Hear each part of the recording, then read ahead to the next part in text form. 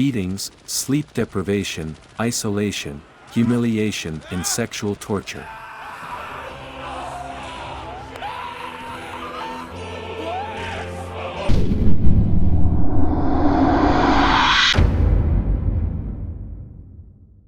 In the turbulent backdrop of the 20th century, one man emerged as a central and controversial figure, Joseph Stalin. His name evokes images of power, repression, and a totalitarian regime that left a deep mark on the history of the Soviet Union and the world. Born Iosif Vissarionovich Dzhugashvili on December 18, 1878, in Gori, Georgia, Stalin grew up in humble surroundings and experienced tsarist oppression from an early age. His difficult childhood and his education in a Russian Orthodox seminary shaped his worldview and his desire to fight injustice. However, his path to power was neither linear nor without controversy.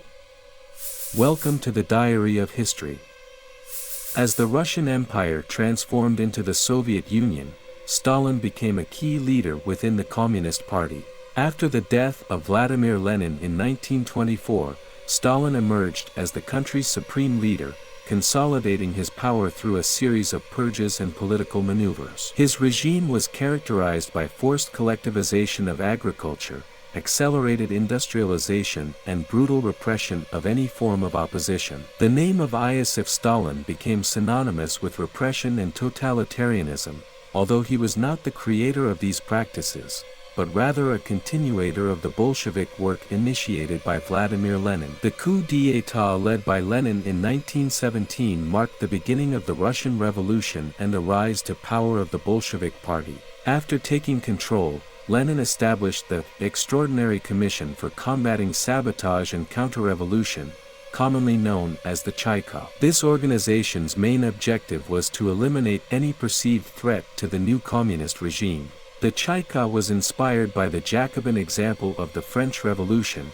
which also used repressive tactics to consolidate revolutionary power. The Bolsheviks announced the Red Terror as an answer to the White Terror, referring to the counter-revolutionaries and those who opposed the new regime. On September 3, 1918, an official appeal entitled "Appeal to the Working Class" was issued, marking the beginning of this repressive campaign. During this period, numerous arrests, executions and deportations of persons considered enemies of the state were carried out. The Czech had broad powers to investigate, arrest and try alleged counter-revolutionaries. These repressive measures were justified as necessary to protect the revolution and ensure the stability of the new regime.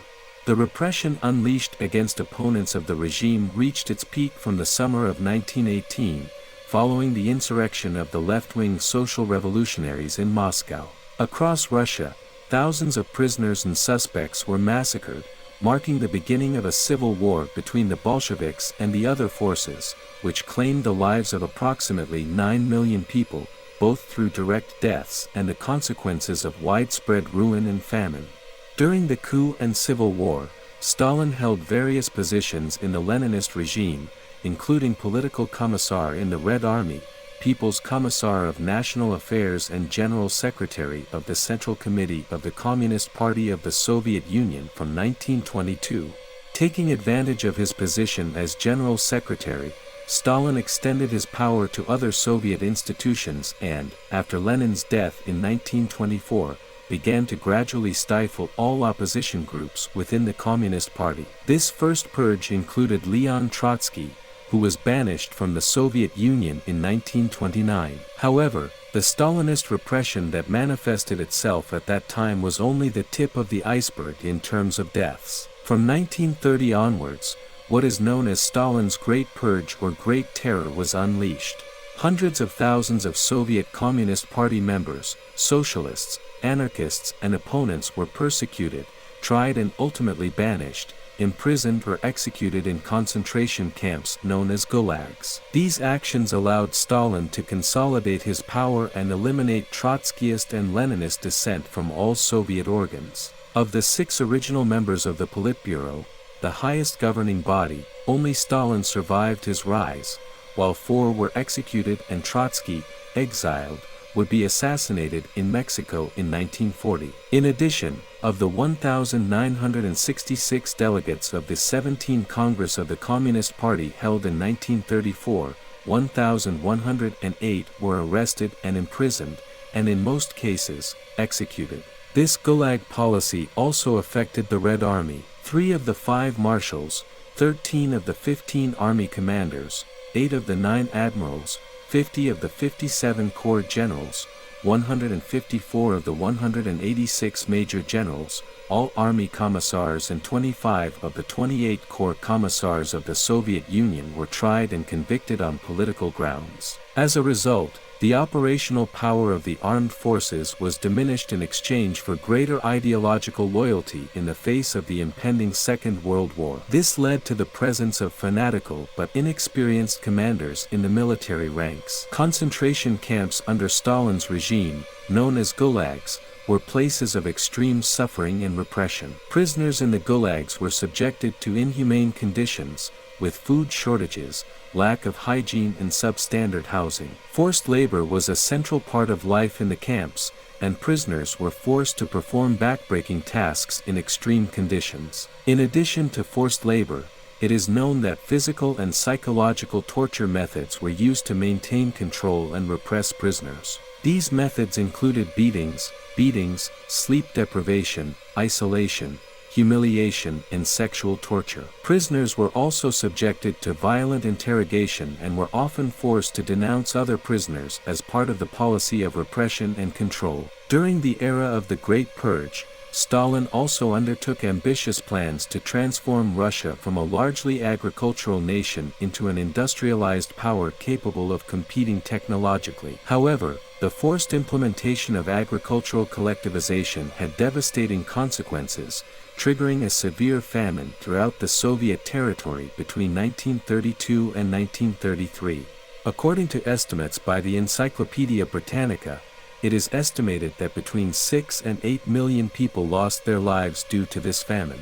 However, the British historian Robert Conquest, in his work, The Harvest of Sorrow, Soviet Collectivization and the Terror of Famine, warns that if the period of analysis is extended from 1930 to 1937, the number of peasants killed rises to 11 million. These data reveal the magnitude of the tragedy that was unleashed as a result of the policies implemented by Stalin. The forced collectivization of agriculture, combined with political repression and lack of adequate planning, led to an unprecedented humanitarian crisis. The consequences of this famine of terror left a deep imprint on the history of the Soviet Union and on the collective memory of those who suffered its terrible consequences. The famine known as the Holodomor had a devastating impact on Ukraine, claiming the lives of 1 million Kazakhs and causing unprecedented food shortages in the region. This tragedy was the result of Stalin's policy of forced collectivization of agriculture, which unleashed a war against the peasant landowners known as kulaks. The rural population was hit hard by the famine, and food shortages also spread to the cities. During this period, the secret police carried out random inspections in search of food hidden by the peasants, confiscating it for redistribution.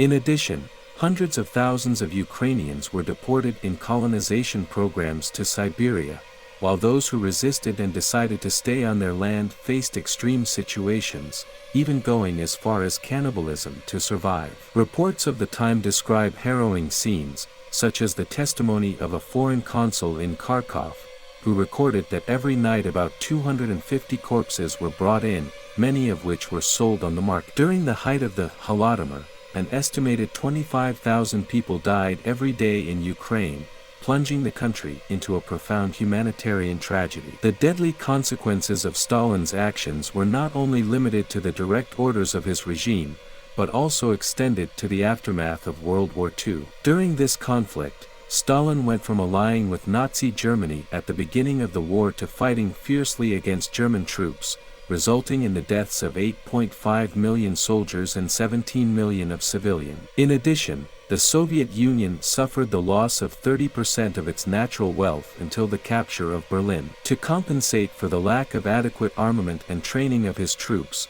the dictator resorted to a large number of fighters, using the endless mass of soldiers as his main war strategy. He was responsible for so many deaths because he knew he had to hurry the industrialization of the USSR so that the other European powers would not destroy them. Instead of seeking solutions to these problems and addressing the legitimate concerns of the farmers, Stalin opted for a repressive response. He used violence and repression to stifle any form of opposition, which further aggravated the situation. The kulaks were persecuted, their land confiscated, and many of them were sent to forced labor camps or executed. This repression had a devastating impact on agricultural production and the lives of farmers. Resistance and opposition were crushed, leading to a decline in productivity and increased food shortages. The lack of adequate response to agricultural problems and unbridled repression only worsened the situation and contributed to the famine and food crisis experienced in the Soviet Union during that period.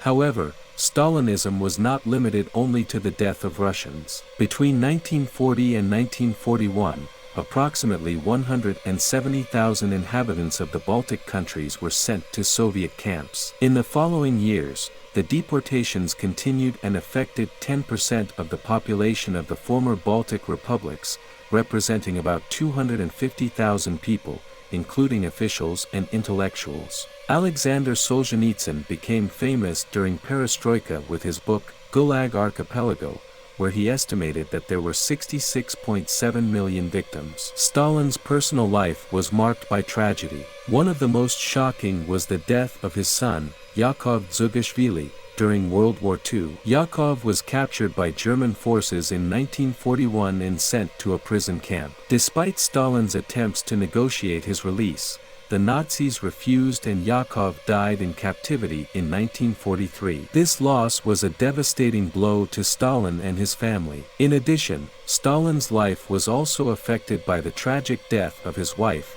Nadezhda Alexeyeva. In 1932, during a dinner with senior party officials, Nadezhda committed suicide by shooting herself with a pistol. The exact reasons behind her tragic decision are not entirely clear, but it is believed that tensions in her marriage and political pressures may have contributed to her despair. During World War II, as the Germans drew dangerously close to Moscow and cannon fire echoed from the Kremlin, Stalin is said to have made secret nightly outings to pray at a nearby church. Despite his position as leader of the communist regime, Stalin was not known to be particularly religious, and the Soviet regime promoted atheism as part of its official ideology. However, in times of great stress and danger, such as during the German invasion, Stalin had sought solace and spiritual strength in faith. In terms of military success, the invasion of Finland, known as the Winter War, took place between 1939 and 1940. Stalin sought to secure the Soviet Union's western border and establish a zone of influence in Finland. However,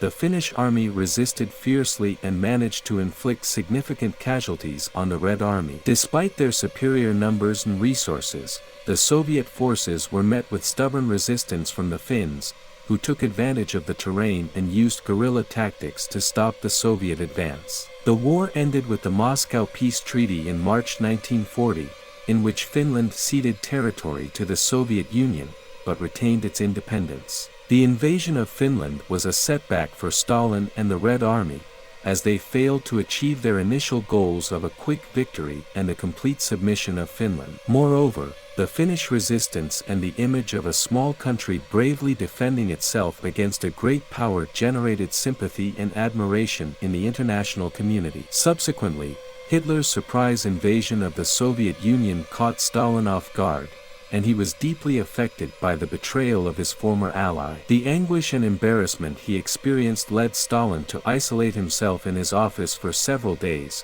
trying to process the situation and find an appropriate response. The German invasion left a power vacuum in the Soviet Union, as Stalin was the undisputed leader of the Communist Party and there was no clear successor to take his place. Although there were other leaders within the party, none was prepared to assume leadership at such a critical time. This situation of uncertainty and lack of adequate leadership created concern and challenges for the Soviet government. Eventually, Stalin managed to recover and take control of the situation, leading the resistance against the German invasion and mobilizing the Soviet people in an all-out war against the Third Reich. In 1953, during the last year of Stalin's life, hundreds of Moscow's most prestigious doctors were arrested and tortured in what became known as the Doctor's Plot. Natasha Rapoport, daughter of one of those arrested, recalls how a group of Soviet security agents entered her home in Moscow to arrest her father, Professor Yakov Rapoport. Initially, about 40 people were arrested, but later hundreds of doctors were arrested throughout the city. Stalin accused the experts of being involved in a plot to assassinate Soviet leaders and also accused them of being spies for the United Kingdom,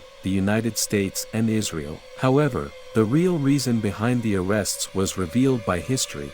Most of those arrested were Jews, and Stalin was covering up an anti-Semitic purge. Intense propaganda was launched against the murderous Jewish doctors, spreading unfounded accusations and generating a climate of hatred towards them. The fall of Stalin was a period of transition and change that occurred from March 5, 1953. His passing marked the end of an era in the Soviet Union and triggered a series of events that led to de-Stalinization and a change in the direction of the country. After the decease of this dictator, a new collective leadership was formed, headed by Nikita Khrushchev, who assumed the position of General Secretary of the Communist Party of the Soviet Union. Khrushchev was one of the main promoters of de-Stalinization, a policy that sought to distance itself from Stalin's repressive and authoritarian methods.